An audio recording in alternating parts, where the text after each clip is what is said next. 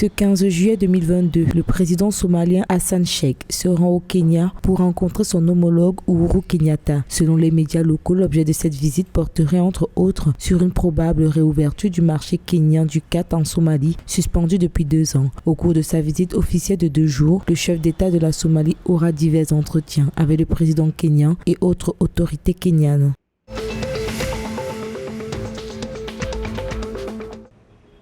Au Kenya, la sphère politique est marquée par le départ envisagé de 2 législateurs de la région du Rift Sud, le député du Bomet central Ronald Tonui et son homologue du Bomet East, Béatrice Koness, comptent ne pas se représenter après les élections générales du 9 août. 6 candidats autorisés par la Commission électorale indépendante et des frontières font campagne pour succéder aux 2 députés dans leurs circonscriptions respectives.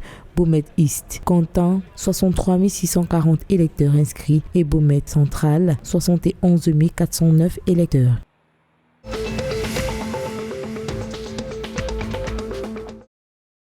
Selon Malik Agar, membre du Conseil de souveraineté de transition au Soudan, la crise politique peut se régler en 3 phases. Définir précisément les pouvoirs et les tâches entre les différentes institutions de l'État, former un gouvernement aux compétences nationales, un dialogue national global. Cette initiative vise à surmonter l'état de tension actuel, à achever le processus de paix, à fournir une assistance humanitaire aux personnes déplacées et aux réfugiés.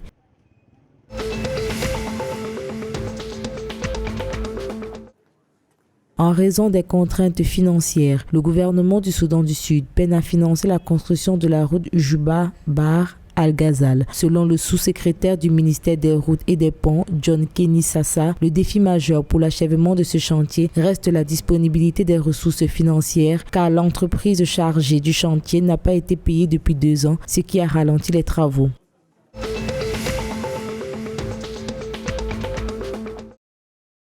Au vu de l'expiration rapide des forfaits de données et de voix, les députés ont exhorté les fournisseurs de services de télécommunications à adopter des forfaits plus variés et plus accessibles. Une opération qui vise à garantir que les consommateurs obtiennent des services de qualité fiables et abordables afin d'élargir la pénétration des technologies de l'information et de la communication en tant que moteur clé de la croissance économique.